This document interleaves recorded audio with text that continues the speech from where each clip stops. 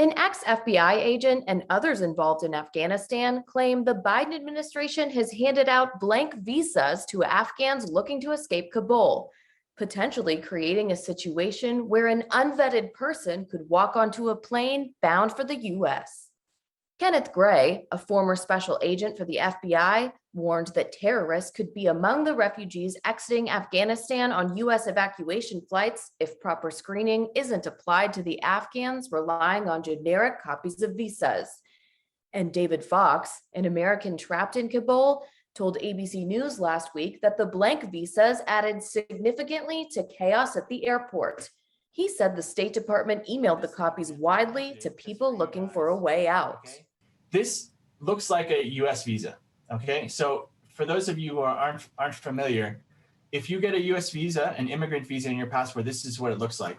But this document has no name. It's not addressed to anyone. There's no serial number, okay, at the bottom. There's no barcode.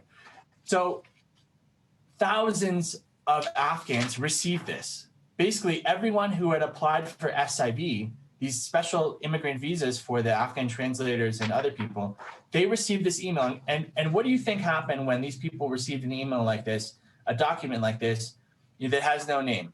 Of course, they printed out 100 copies.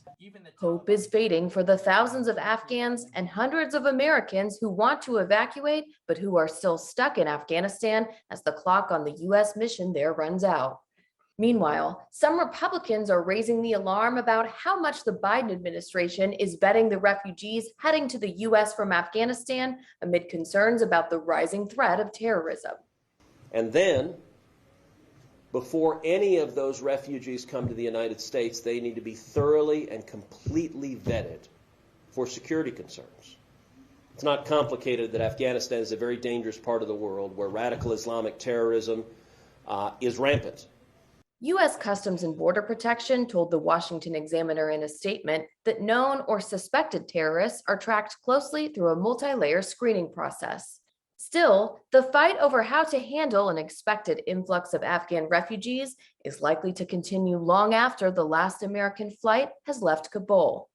The U.S. military airlifted tens of thousands of people out of Afghanistan, many of whom will attempt to come to the U.S. through an accelerated visa program.